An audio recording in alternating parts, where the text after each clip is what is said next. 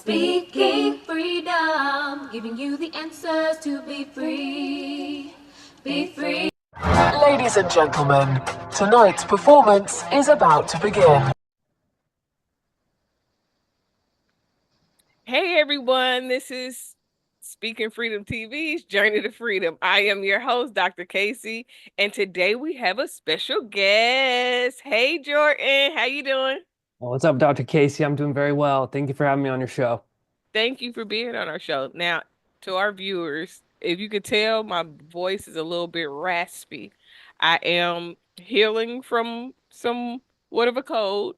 The weather here in Georgia has been playing bipolar a little bit. It's 50 degrees, then it's 70 degrees, then it's 20 degrees, then it's 80 degrees. So it got the best of me. I was outside without a jacket on. Yeah, it's a little bit doing that here too. It's And where are you spring. located? I'm in San Diego, California. Oh, that is my favorite place in the whole wide United States of America. Well, next Mine to too, Atlanta, of actually. course. I love San Diego. I lived in Arizona for a while. And so Nice. we used to drive there. It's only about 5 hours from Phoenix. And we would go every other weekend. Very cool. So tell us a little bit about yourself. So my name is Jordan. I'm from Albuquerque, New Mexico, so kind of in that Southwest region as well. I am a Navy and Marine Corps veteran. And after getting out of the service, I started a business called Windansea Coffee, where we make premium adaptogen infused coffee products. So trying to make coffee, Explain. yeah, And yeah, what did you say it is? adaptogens. So maybe you've heard of like functional mushrooms or like Mm-hmm, medicinal mushrooms. mm-hmm. Yeah, so um, adaptogens is like a more general term that includes medicinal mushrooms, but also stuff like ashwagandha or ginkgo, like all those types of plant-based supplements that you helps your body adapt to external stressors. So that's what the term adaptogen means. And So yeah. does it have the regular mushroom effect? I have done mushrooms before, and me and one of my friends from massage school uh did mushrooms. I say about a year ago, and it was so funny because we was sitting there, we like, these mushrooms ain't doing nothing. We ain't feeling nothing. And Famous really we last was just words. sitting there. We were watching a movie. So the movie was extra funny. Like Mhm. thinking about it, the movie was extra funny. And then she got ready to leave, and she only lived like 5 minutes up the road. And I was like, okay, now as soon as you leave, it's gonna kick in. And literally, she called me from the road, like the trees are waving and everything. It was so hilarious. So, That's awesome. does the coffee have the same effect? So not exactly, no, is the Mhm. short answer. Psychedelic mushrooms have a compound called psilocybin, and that is the psychedelic psychoactive substance that's in certain species of mushrooms that Mhm. creates that effect. There's a million different types of mushrooms. Right. These are more along the lines of like shiitake mushrooms, which are actually also a medicinal mushroom. So some of the like the big five that you might see in a lot of products are reishi, chaga, lion's mane, cordyceps, turkey tail. There are a bunch of them. Turkey tail. Is it real turkey tail? It looks like a turkey tail. So a lot of these mushrooms are kind of named after what they look like. So like Mhm. lion's mane actually looks like a big head of a lion. It's like a big like kind of like fluffy looking mushroom. But turkey tail is actually really good for immune support. Chaga is great for your immunity. Lion's mane really helps with like brain function, cognitive function, neuroplasticity, which is kind of like creating new synapses in your brain. Cordyceps is really good for ATP production and energy, getting the oxygen like efficiently used in your blood. So putting all these mushrooms kind of together in our coffee products creates like a synergistic effect where you get all these health benefits, and in many ways it mitigates the negative side effects of caffeine. Um, Okay. yeah. So how did you go from, and I'm gonna have to have you on the show as on Life as a Veteran, because these are two totally different shows, but I'm curious to understand your journey as a veteran Yeah. on that show. But how did you go from military to coffee? I mean, of course, you know. Yeah, yeah, for sure. So, in the military, I was technically in the Navy. I was a Navy corpsman, but I worked in Marine Special Operations. So the Marine Corps gets their medics from the Navy, and that's just Hmm. kind of it's all under the Department of the Navy. So that's kind of how it works. So I worked in Special Operations, which is a very physically demanding job, and I actually got injured just in training, but I severely injured my back, and just through 4 years of being in the military in this role, your body gets pretty beat up. Hmm. So, and coming from the perspective of a medic, I was trained in a Western, like acute emergency kind of trauma role for medicine, Hmm. Hmm. which I think, Western medicine for acute conditions is, the best in the world. If you break your leg or you need a heart surgery, like you want to go to the best Western medical hospital. But for chronic conditions, things that are, long term, Hmm. Western medicine, in my opinion, doesn't do a very good job of treating those for the long term without creating a bunch of additional side effects. Pharmaceutical drugs are really hard on some of your systems, like your organs. Hmm. And so, you take a medication for one thing, then you develop side effects, and then you take more Hmm. medications for those side effects, and before you know it, you're just shoveling handfuls of pills in your mouth, and not feeling amazing. So Right. at some point, it occurred to me that my injury was maybe going to be with me for the long haul in some way. And so if I needed to manage my symptoms for the long term, that I wanted to do so in as sustainably of a way as possible, and mitigate some of the damage that I would be doing on my body by treating this. So I started exploring plant medicine, functional foods, all these different modalities that could help you without giving the maximum benefit with the minimum side effects. Right. So that's kind of how I got into that field. And then doing combining it with coffee was to add this additional convenience. Nothing's fun about eating a bunch of tinctures and stuff like Right. supplements. Even if they're good for you, it's like you're kind of like, man, this kind of sucks. So coffee is something that I always look forward to. There's a big culturally, coffee is significant within the military. I Hmm. like to kid that the U.S. military runs on nicotine and caffeine, and it's And like liquor. yeah, and liquor, and it's like 19-year-olds doing it Right. all. So that was kind of how I created everything, how I got to that idea. What was the hardest part of coming up with the concept and then carrying it out to where you have it today? Yeah, so honestly, like the concept itself wasn't really the hardest part, I guess. What I still find, I guess there's two ways I could take this question. Um, from the building the business standpoint, I think the hardest part was driving traffic to my website. I don't have a Hmm. coffee shop. We're a direct-to-consumer e-commerce store. We also sell through retailers. I didn't want to have to pay rent and take out a bunch of Right. loans and do that whole thing, So I thought by having a good product and having a good story and having a nice website, step four, profit, right? It was just going to be, build it and they will come. And the reality of, e-commerce is you kind of are like an island out in the middle of the ocean. So you have to really drive traffic to your website to make those sales. And I was bootstrapping the business. When I got out of the military, I wasn't exactly sure what I was going to do. So I used the GI Bill. I started going to grad school, and while I was in grad school, you get what's called basic allowance in housing, Hmm. which is, just like housing money. And that's how I was funding some of my initial investments into the business. So that's been honestly about the hardest part is that it's just a very slow way to grow. Mm. I talked with a friend of mine who has just started an e-commerce business. He had sold a business in the past, but they're spending 20,000 a month on SEO.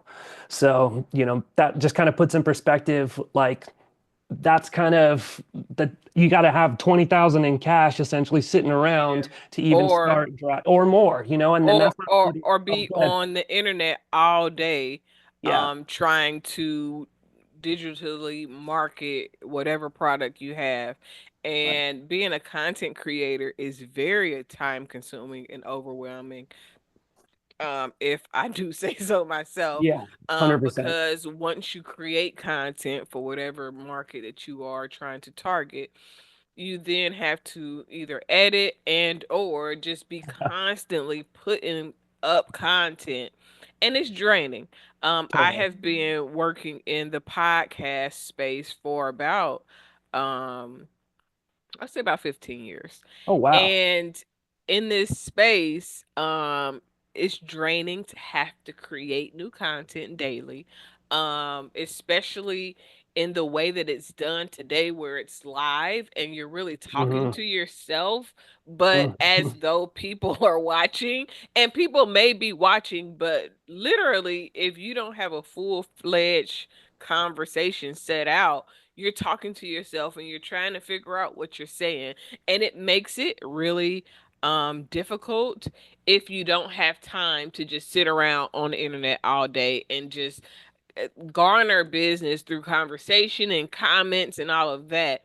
So Totally. how did you manage to overcome this? I mean, aside from the BAH, how else did you manage to overcome the struggle of that? Yeah, well, I'm still kind of figuring that out. But no, I completely Understandable. agree. Content creation is exhausting. And I think the other challenge to it is that each respective platform kind of has different audiences. TikTok is a little bit younger, it's more Gen Z. It's also better for like discovery.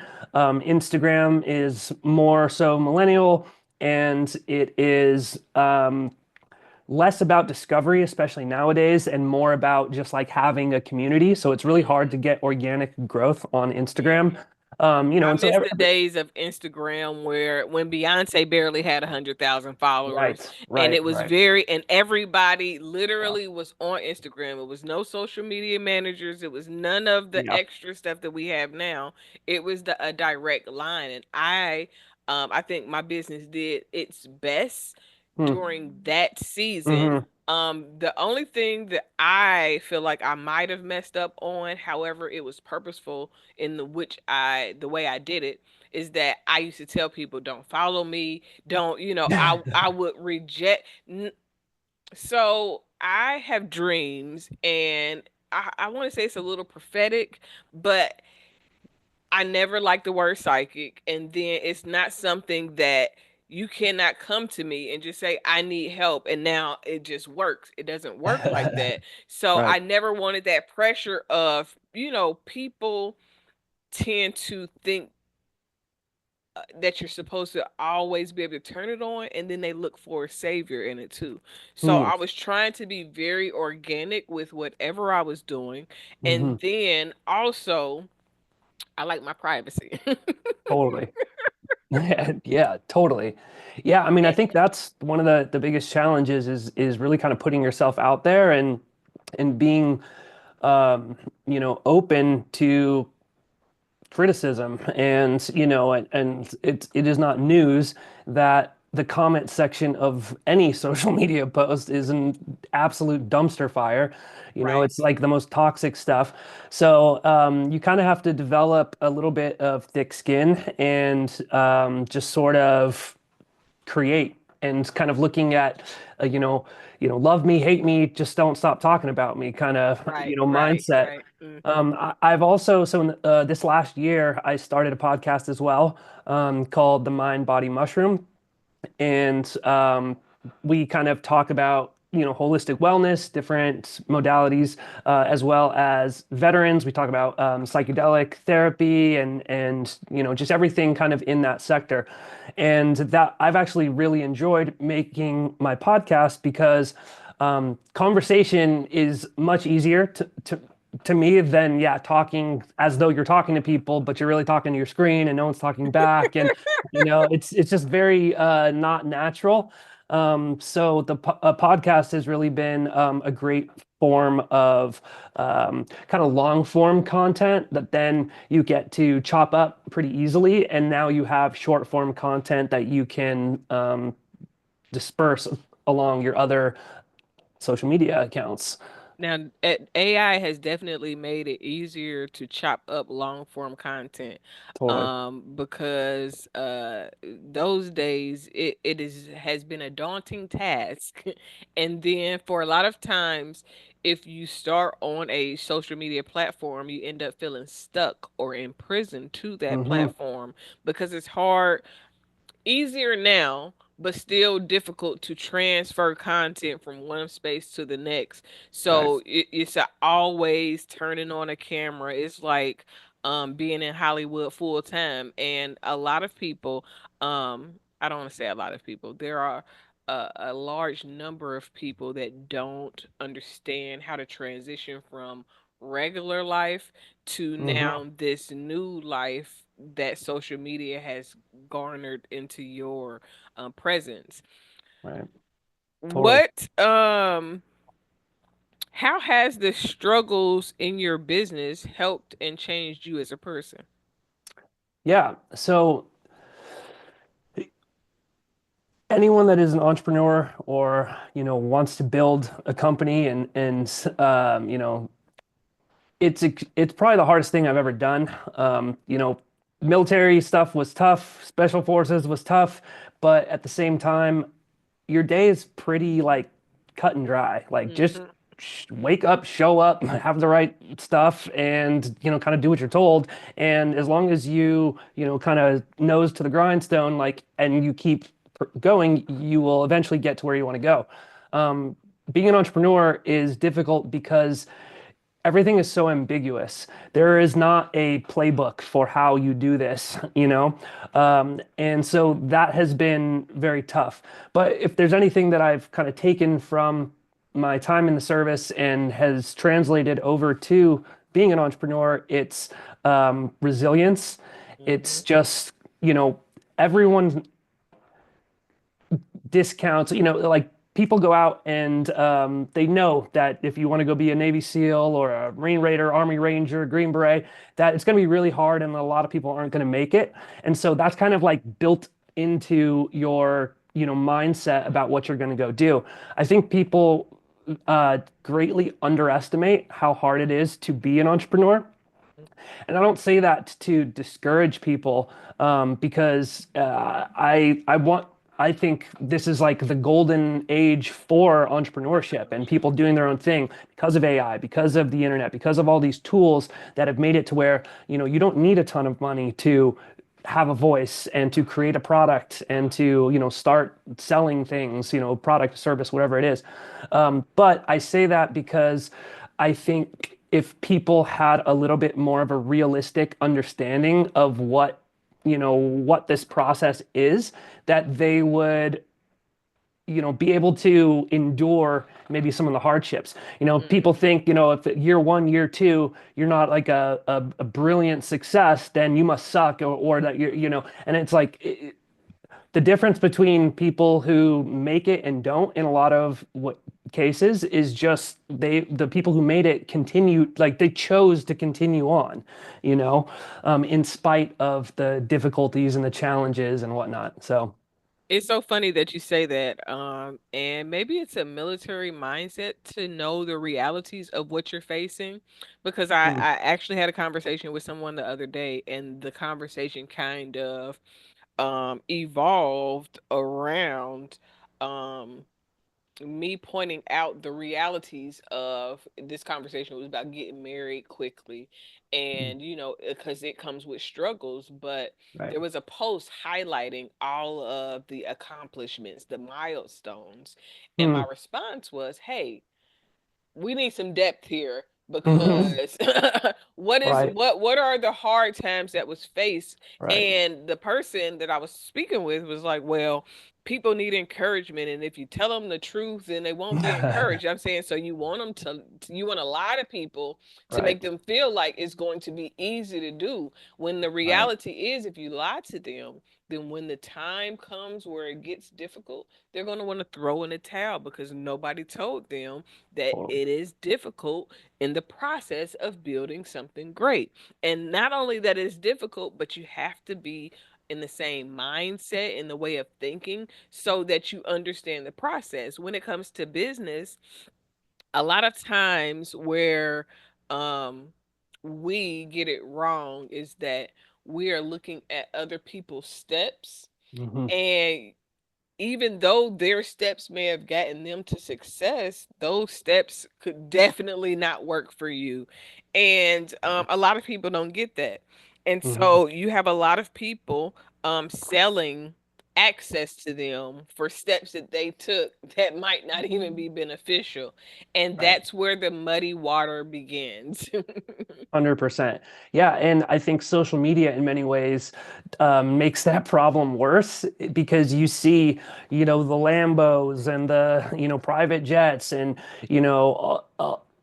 it kind of creates this unrealistic expectation of what entrepreneurship is like. And then if you're like, well, if I can't afford a Lamborghini and I'm not flying in private jets, it must be because there's something wrong with me, or I'm broken, or I'm not good at this, and it's kind of the same thing within relationships. I believe in encouraging people and in business or relationships, but I think it's important to acknowledge that, like from my perspective, there is not perfection in a relationship. It's hard work, you know what I mean? And it's both parties showing up every day and choosing to be with that other person, in spite of their shortcomings and in spite of your own shortcomings, you Hmm. know? And so I think when people kind of gloss over the hard parts and just show all the The rosy moments, then people are like, man, well, I got in a fight with my partner last night. Like it must be, she must not be the one, when in reality, it's like that's It's part just of a the kink deal. that you have to work through. Yeah. And it Right. is just in business and relationship, because it reflects each other. You Mm-hmm. have to tweak it. You have to figure out, okay, Mm-hmm. which portion is working and which portion do I need to change just a little bit. You might not need to change the whole thing. Right. You just need to change a intricate detail that would propel you to the next level. And that information is the key to longevity and success, because a lot of people, like you said, get discouraged because things are not working in their favor at the moment, Right. not realizing that the next step, tomorrow it could all work. you know Mhm. Totally, totally.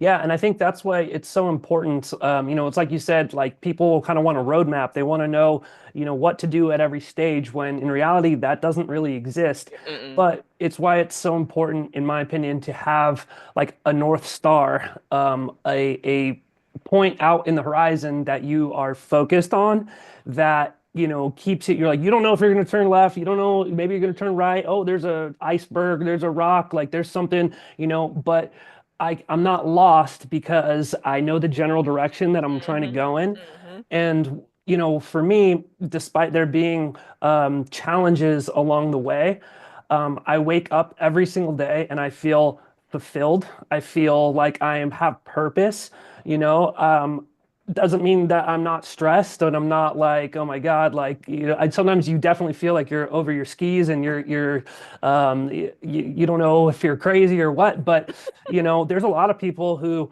make really good money and hate their life. You know what I mean? They have the car, they have the house, they have all these things, but they are not feeling fulfilled.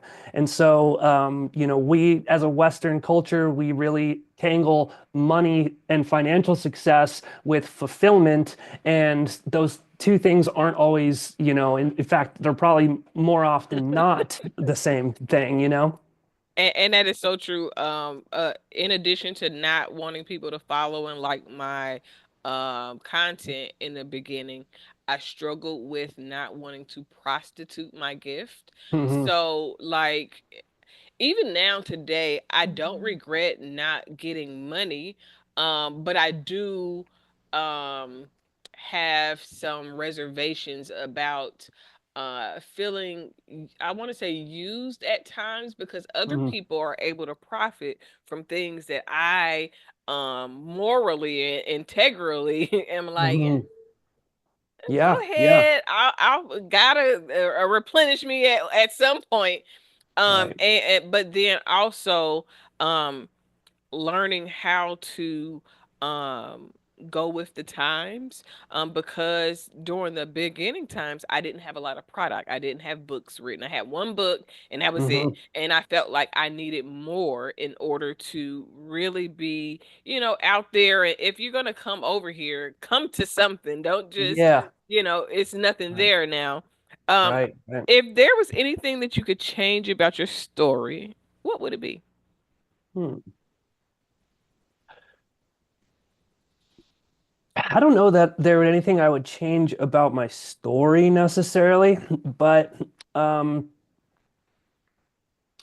I guess from a more like tactical business standpoint, one of my first products, my very first product that was Windansea, was CBD infused coffee. And so while I was still in the military, I was not able to, smoke weed, use THC products, edibles, any of that stuff. I And I did a little. just dabble every now and then. But I was like, I went to college at University of Oregon. Like, I lived up, I was very familiar with cannabis, and so anyway, CBD.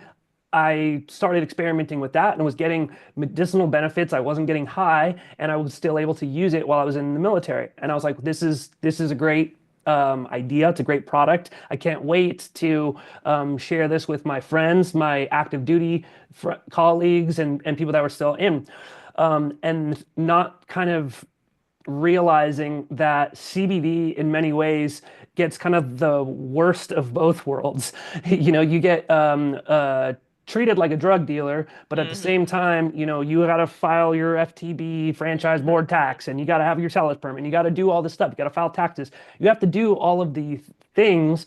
And then you have this product and people fall in like one of two camps. They either think they're going to get high and fail a drug test, or that CBD is not, it doesn't do anything, and like exactly zero people in between. Right. So I think kind of going back, and then it also created a lot of restrictions for me on like social media, on Google, TikTok. Even still, you can't really talk about CBD products. You can't sell CBD on Amazon. Mm-hmm. So a lot of the infrastructure that exists to help small businesses grow and to promote their products. I was like, I had one hand constantly tied behind my back, and I'm not VC funded, and I'm not a trust fund baby, and Hmm. all of these other things that just make it difficult for any business to grow. Now I can't even talk about what my product is. Oh, my Right. my post got against terms and condition guidelines. I'm still my PayPal account is banned for life. PayPal owns Venmo, so my Venmo account is banned for life. Just so many things like that. I worked like 3 months to get my Amazon account unbanned so I could try getting my mushroom products on there. So I guess back to your question, I would have probably, had I known there would have been so many headaches, in the CBD market, I probably would have maybe gone straight into the mushroom sector. Hmm. Yeah, I often toy with the thought of CBD products whether I'm a grower or I buy a property to allow growers, but the laws are a little bit too fickle for me. You don't know Hmm. if it's, I mean, Hmm. it's legal, but it's not legal. I mean, like Exactly. you can kind of do it, but you kind of can't. Like, and Exactly. so, um, I don't want to say that I'm a goody two shoes, but I do try my best to live above the law as much as possible. Totally. So and I'm scared to lose my benefits. Okay. Hmm. Yeah. Yeah, for sure. So, when I think about things like that, it kind of also helps direct my path on which way that I want to go. And nothing is better than experience. I'm sure that you've learned a lot from that experience, and Hmm. just if nothing else, is learning not what not to do. Yeah, it's a series of kind of learning what not to do, you know. It's like that Edison quote, like he learned 999 ways how not to make a light bulb, Right. before he Before he get to made that. the actual light bulb. Yeah, yeah. If there was some advice that you could give to a person that's maybe praying for advice or guidance, what would it be? In I guess in what category? Like for business advice or You name it. oh, I don't know. What type of Um, advice? Whether it's well, business, personal, what advice would you give someone that's just like, "Oh my God, I need answers." what do they need answers for? Sorry for asking you questions, but I want to give you good advice because I could be like, use your turn signal. That would be my advice. You know what I mean? I mean, but Um, that in itself could be great advice. exactly. I guess good. I guess I'll just pick a lane. So if I were to advise somebody in that one maybe wants to start a business and wants to be an entrepreneur in some way, I there's a book called The Lean Startup, and kind of the concept of the lean startup is how to create a startup business and be light and nimble and minimize the amount of resources that you need to get started. So kind of the trick there is rather than waiting for everything to be perfect, what we call like analysis paralysis, imperfect action beats perfect inaction every time. Just you got to start doing things and get feedback and then adjust for that from that feedback, learn something and keep going, and don't get discouraged by the fact that it's hard or that you like no one is qualified to do anything really, like anyone that has started a business, they have been unqualified until they weren't, so Right. don't be intimidated by, like, oh, well, I don't have the education or I don't have 8 years work experience in that field. I was a medic. I could plug your bullet holes, but I didn't know anything about, functional foods and mushroom growth and development, e-commerce.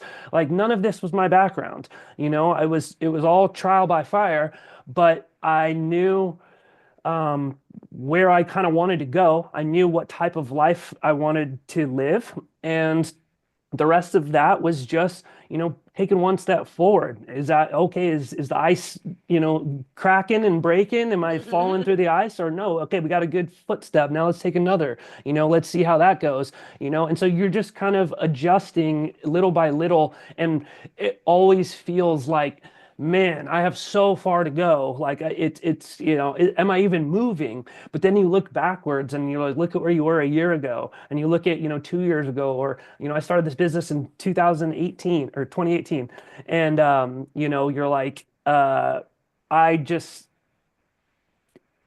I felt like a poser maybe then when I first started doing it, and now I look back and I'm like, wow, I've grown so much. I'm like, I know what I'm doing to an extent. And then looking forward, you're like, man, I don't know shit, and I have so much to go. But at the same time, it's kind of that looking back is how you gauge how far you've gone. So, what I've come to understand is that advice for one thing is advice for everything because it's all applicable. Sure. Everything that you need in business, you can use in relationship. Everything that you could use in relationship, you can use in your family, Mm. structure, and how you serve others. It all relates. So any Yeah. advice Yeah, that's covers super all. true. I think another like quick little piece of advice that I agree with, kind of extends to all different aspects of life, and it was something that I learned in the military was when when things are really hard, like in the case of training, you are cold, you are tired, you're chafed up, your back hurts, your neck hurts, everything hurts, and there's a tendency when you are experiencing difficulty like that to kind of feel sorry for yourself. It's very much of like, oh, this is so hard. I am so tired. Me. Everything is focused on me. When you Not the good turn, things is always normally the struggling parts of yourself.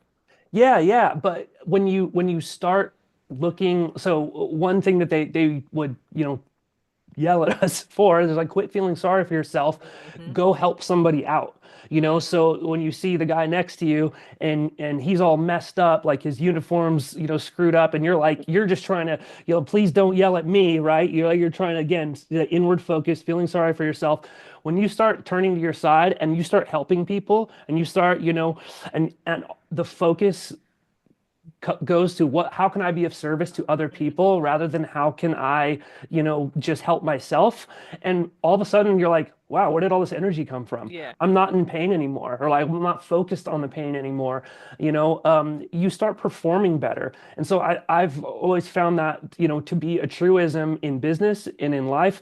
When I was trying to grow my business and, just create this product and how am I going to sell it? And I don't have any money and blah, blah, blah. Then it became like, how do I help veterans, this community that I care very much about and that I see being failed on a daily basis with suicide, with addiction and prescription this, all sorts of issues. How can I be of service to those people? And what other organizations can I be a part of and lend my talents, my products, myself? And when you started doing that, all of a sudden, you, people start ordering more stuff and people want you Yeah. to do a pop-up at their event and they want you to work with them.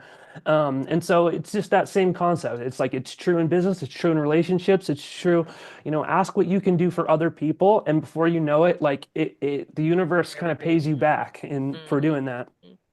And definitely, the more you give into others, the less you will focus on what you don't have Yeah. and your struggles. Because one, you start to see how other people's lives are different and how things can be different in the blink of an eye, Hmm. when you're dealing, especially dealing with other veterans, Hmm. but just all around when you begin to look at others, to be helpful, Hmm. you begin to be more compassionate, not only towards them, you actually start looking at yourself and giving yourself more grace because you know that the things that you have overcome, other people might not be able to overcome. And so you have to be um, strong, but you also have to give yourself the ability to be vulnerable because you've overcame everything that you thought that you couldn't. Yeah, 100%. And I think gratitude is also a big component of that. A big aspect of my recovery was I got involved with surf therapy. So going surfing, learning how to surf and do that kind of whole thing. So, at the time, after my injury, I was losing my job. I got medically retired from the military. My identity was very much tied into my job title. Oh, special forces. Like I'm some, and so when all that was being taken away from me, again, I was feeling sorry for myself, like, woe is me. And then while I was going to these like surf therapy, workshops and lessons, I would see guys there with like, triple amputees, no Mhm. legs and one arm, or massive traumatic brain injuries. And they're out there in the lineup, giving it their all. And you're like, man, how ungrateful was I It 5 minutes ago thinking that I, it you know, yeah, definitely kind of shakes you a little bit. Hey, yeah, what do you like? Come on now, like yeah, count your um, blessings, mhm, be mhm, thankful for the mhm. things that you do have because there are people out there who would kill to have the things that you have. To You have the know? struggles that you complain about because Yeah, yeah, 100%. 100%. That's exactly the way I would put it. Yeah. now you did mention that you have a podcast. Can you give us some more Yeah. information about it? And do you have any books at all yet? I don't have any books, but Yet. yeah, yet. I know. It's definitely something that I would consider in the future. But the podcast is called The Mind Body Mushroom. And really it was the idea kind of came from talking about, I don't believe in silver bullets. Like, yes, I sell mushroom-infused coffee, but I will be the first person to tell you that it's not the one product that will change your life. Like it's a reason there's called holistic health is because you have to take a holistic approach, Mm-hmm. So what I wanted to explore with this podcast was all the different ways that you could naturally upgrade your health. And I wanted to do it through narrative form because we all have something to learn, and we all have something to teach. And so I talked to a lot of veterans. I interviewed a couple weeks ago this guy named Keegan Gill. He was a fighter pilot, and he has the world record for the fastest ejection out of an ejector seat. Yeah, Oh. it's not a record you want, but I'll tell you what, it messed him up, dude. So anyway, he was flying and was gonna crash, so he ejects. He ejects at like 700 miles an hour. The speed like rips through his clothes. His steel toe boots like smash his shins. He's severs an artery. He's basically just like floating out in the ocean, like bleeding out. And Oh. he gets saved by like a SAR swimmer, and like the doctor's telling him you'll never do basically anything again. You won't walk, you won't do any of these things. Well, he gets it back into flying F-18s, so he kind of defied all those odds, and he does this. Well, um, a little bit after he had kind of gotten back, he starts having blackouts like mid-flights, a remnant of the traumatic brain injury from Mm-hmm. his accident. So he then, he's getting medically separated from the military. He's starting to have all these like weird personality changes, and the VA is prescribing him all these psycho Mm-hmm. um, Mm-hmm. medications, and You know the VA will load you up. bro, no joke. And he's like basically getting worse. Like so their response is to just give him more medications, give him new medications, double his dose, whatever the case is. And long story short, he ends up checking himself into a VA mental hospital. Mm-hmm. Um, I don't know if you've ever seen the movie One Flew Over the Cuckoo's Nest. It's kind of like an old Stanley Kubrick movie, but it's about kind of like the psychiatric. If you picture like a psychiatric ward, people in like straitjackets and like they're kind of like sitting in rooms and just getting like medications and like shots in the neck type deal. He voluntarily checks himself into a VA hospital and cannot check out, and they just keep medicating him. So he's like, you go to a SEER school when you're a fighter pilot, so how you survive behind enemy lines if you've ever had to like if your plane crashes, and he's using his SEER skills to try escape the VA hospital. You know, um, Again, long story short, he ends up exploring plant medicine. He does, I believe it was ayahuasca. Oh no, it was peyote.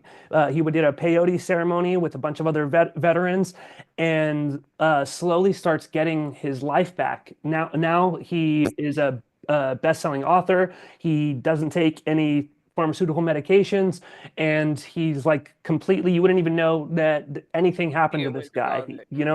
so those are the type of stories that I like to highlight is, it's a very exciting, cool narrative, but it also shows, it, demonstrates like this is the pitfalls in our medical establishment and the institutions, and here's another way and how it affected one person's life and was able to give them their life back. That's great. That is one hell of a story. Yeah. Especially to be able to defy all the odds and to get back what they said that you would never establish again. And, especially when it comes to the VA and military doctors, they sure know how to dwindle all hope and make you feel like, Yeah. this is the only option. So And, and, true. So and they weird. will uh use fear to do whatever it is that they have on their agenda. Mm-hmm. So, now that we're at the end of our interview, can you please tell our viewers and listeners how and where to find you? Yes. So check me out on Instagram. That's probably my main social media. I'm trying to get more into TikTok. I was about to start investing more into it, but then they were like going to ban it. And I'm like, all right, well, I'm not going to do that. And now I'm like, I think I'm probably am going to put a lot of effort into my TikTok. So stay tuned for that. But my Instagram is at Windansea Coffee. That's Windan, like November, SEA Coffee. Um, we're at windanseacoffee.com. My podcast is The Mind Body Mushroom. We're on Spotify, Apple, and YouTube. Um, and oh yeah, I have a Substack. It's Windansea Coffee, I believe. But I'm just trying to produce content and become a subject matter expert in my field and you know demonstrate domain expertise so that people can trust that my products are good. I can tell you my products are good for sure. They are Right. good. They're the best that I've tried, but you have no reason to believe me. I'm just some guy. But the more I put myself out there, the more I show you that I know what I'm talking about and that I care about, where my stuff is sourced. And, that's how I'm going to win people over and build a real audience and build a community around what we're doing. Because, I live in Southern California. I kind of take for granted that there's 10 yoga studios, within a bottle throw from where I'm sitting. I did a sound bath like workshop. Like, this is all like kind of very normal for us down here. Here, yeah. There is But in definitely other normal. parts of the country, and especially within the veteran community, these are all kind of like weird things. It's not normal, and so I just want to normalize that and spread that message so that I can help veterans and anyone who's living an active life and trying to manage chronic conditions holistically. So check me out, Windansea Coffee on any of those platforms, and thank you so much for having me on. Now, we will have all of Jordan's links in the caption. So please make sure you go and check Jordan out. Thank you, Jordan, for being on the show. It was great talking to you. You as well. Thank you, Dr. Kaci. Bye, everyone. Hi, I'm Kaci, Dr. Kaci. Welcome to Speaking Freedom. We are happy to have you, and we hope that we are able to help you in every way possible. Have a good evening. If you've enjoyed this video, like, share, subscribe, and turn on your notifications. New episode every Friday.